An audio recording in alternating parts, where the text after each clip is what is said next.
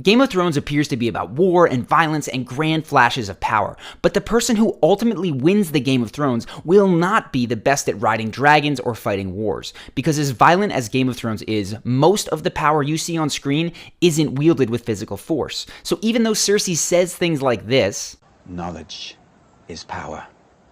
Seize him. Cut his throat. Stop. Wait. I've changed my mind. Let him go. Power is power. she actually acts like this. No, I won't do it. Yes, you will. You're still fertile. You need to marry again and breed. I am Queen Regent, not some brood mare. You're my daughter! You will do as I command, and you will marry Loras Tyrell. Father, don't make me do it again, please. Not another word. It's the same in our world. Power is not always enforced physically. It comes from these tiny mini conflicts that are occurring under the radar in something that I call the 4 Ws. And these mini conflicts are why less physically capable players like Tyrion have a very strong chance of winning the Game of Thrones. So in this video, we're going to explore these mini power conflicts in a conversation between Tyrion and Daenerys. And you're going to see why Tyrion is such a force to be reckoned with and how you can use his principles in your own life. So let's go ahead and start with the 4 Ws of power. The first W, controlling when things occur. Notice how Dany chooses exactly when the silence will be broken in this next clip.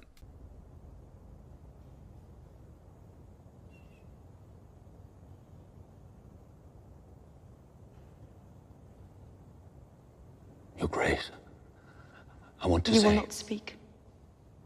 In this scene, Tyrion and Jorah are completely at Dany's mercy because Jorah betrayed her and Tyrion is from a family that she hates. She's queen and she has all of the power in this situation, and the scene shows how she lets that silence sit for a while to emphasize her power. When Jorah interrupts the silence, she tells him to be silent, effectively deciding when the interactions begins. And what this shows is the importance of sitting easily in silence. That conveys power, which is something that other characters really struggle with. Maybe you do too. So check out Joffrey versus Tywin and notice who fidgets more when there's silence. I'll make sure you understand that when I've won your war for you. My father won the real war. He killed Prince Rhaegar. He took the crown while you hid under Castle Rock.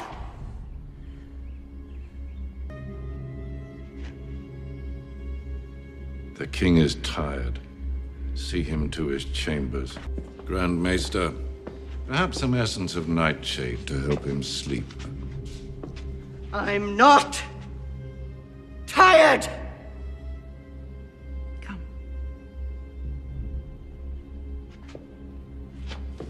The power dynamic here is obvious. Less movement means more power because movement means that that person is reacting to the other person. Clearly the one who is in control, who is not reacting, is Tywin, and that is the point of the first W. If you control when a meeting starts, when it ends, and if you can sit comfortably with silence, then you are taking control of that first W. We're going to talk specific tips for your own life at the end, but for now, just note that Daenerys wins round 1 in terms of handling the timing. Tyrion and Jorah are there when she wants them to be there, and the conversation starts on her timing. So let's now go to round 2 and the second W. Who matters more? I discussed in another video how Tyrion is excellent at finding what other people want and making himself valuable in that end. He's also excellent at making himself seem like he is the important one in any interaction. So watch now as he makes himself seem highly, highly important by acting like he is screening Dany for a chance to work with him. I am the greatest Lannister killer of our time. So I should welcome you into my service because you murdered members of your own family. Into your service? Your Grace, we have only just met. It's too soon to know if you deserve my service. This type of screening occurs all the time in real life. Typically, an interviewer is going to ask why an applicant is a good fit, but a good job applicant is going to flip that at some point and say, wait a second, why should I come work at this company? A buyer typically will ask, why should I buy your product? But a good salesman is going to say, why should we work with you? This is how people who might be in a disadvantage from the situation elevate their status and convey that they are the best choice. Now, oftentimes the who is more important question is going to be answered non-verbally. So watch this example of Tywin and Joffrey to see how physical space makes each person feel more or less important.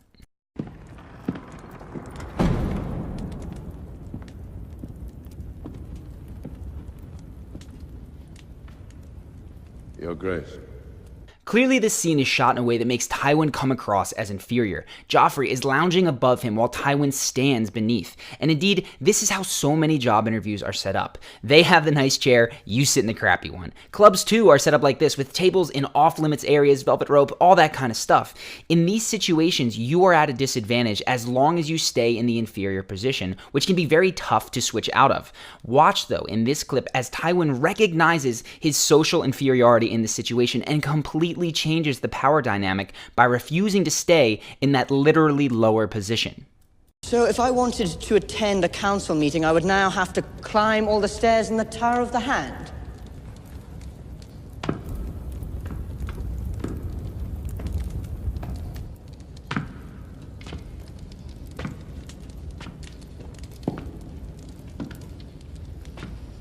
We could arrange to have you carried.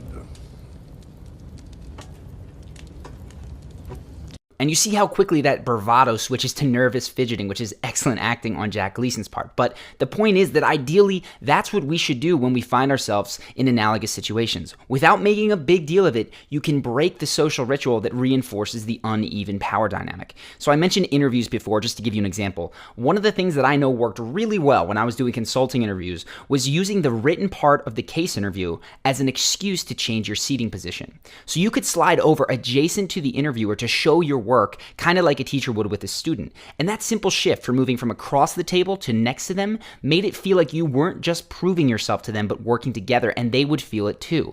The root of creating this kind of importance and status for yourself, though, isn't just in saying, well, why should I work with you, and then switching physical positions. To actually elevate your status, you need a deep-seated belief, because like Varys says, power resides where men believe it resides.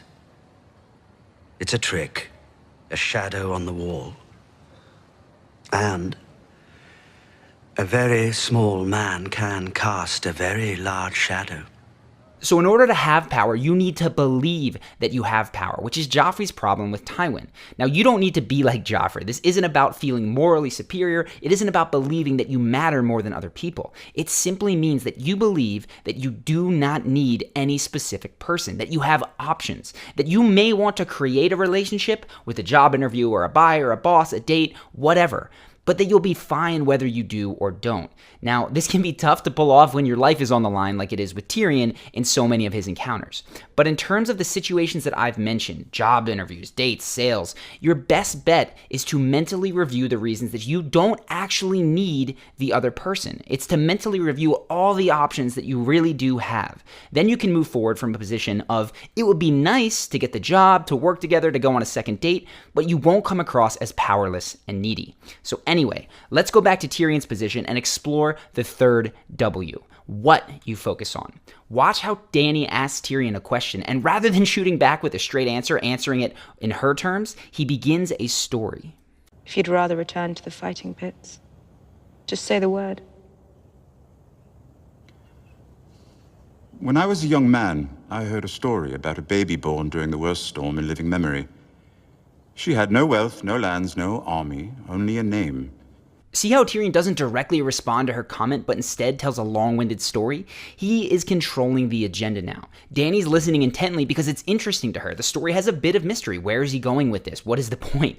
And she puts together very quickly that he's talking about her, so it immediately becomes relevant to her. And now Tyrion has her listening to him, exactly the way that Jorah wanted her to at the beginning. You, in your own life, can direct what people focus on in a bunch of ways. You can tell a fascinating story, especially one with mystery, or teach them something they didn't know. The point is to take their attention in any way that you can. Get them on the edge of their seat, because once you've gotten that attention, you can redirect it wherever you want. In the case of this clip, Dany goes right where Tyrion wants her to as soon as he finishes. She asks him why she should keep him around. So check out what happens. And then, a few years later, the most well-informed person I knew told me that this girl without wealth, lands, or armies had somehow acquired all three in a very short span of time, along with 3 dragons. He thought she was our best, last chance to build a better world. Thought you were worth meeting at the very least. And why are you worth meeting? It might seem like she's still attacking him, but now they're at least talking in an area that Tyrion has dominance over. How he can help her reclaim Westeros. He is an expert because he lived there and she's not. He shifted the what of the conversation from maybe I should kill you to how can you help me, just with a simple story. So round 3, who goes to him. And from here, so does the rest of the conversation as he hammers home his social status by screening her. When I served as Hand of the King, I did quite well with the latter, considering the king in question preferred torturing animals to leading his people. I could do an even better job, advising a ruler worth the name, if that is indeed what you are. And then moving up the stairs to switch the dynamic from one of an interrogation to actually advising her.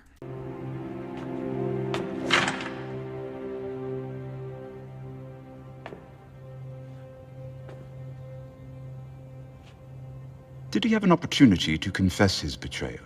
Yes. Many opportunities.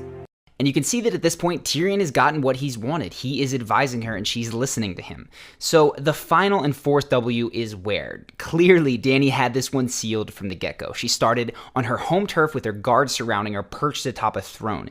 But just to illustrate how powerful location can be, contrast her power plays when she isn't in such a dominant location. أنا داينيريس جافاسكو هيالا تاغاريان أتاك محك سوان مايو سافير ساك خالي سيميرني يربوساك يراك يري خالسي بوسي سفرا خالي مورو. It may go without saying, but you want people on your turf. If they're not, guide them to your turf. Have a first date at a place where you know the people who work there. Hold a meeting in your office. In short, whenever possible, do things in places where you have status. Now, Tyrion probably doesn't think of it like this, but he has a very, very firm command of these 4 Ws. And even when he's physically outmatched, he's often able to snatch back power from winning these mini conflicts over the 4 Ws. When he can't control when the conflict occurs, he shifts to what the person focuses on. If he can't control where the conflict occurs, he subtly changes who is more important.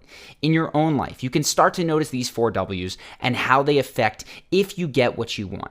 The most actionable piece of advice I can give you, though, is to get your mindset in the right place. And you do that by focusing on what you bring to the table that is unique in any interaction. You do that by focusing on the options that you always have, whether it's a job interview, a sales pitch, a first date. Never walk into any of those situations feeling like you need something, because that is the fastest way to communicate that you can be walked all over, and you will be.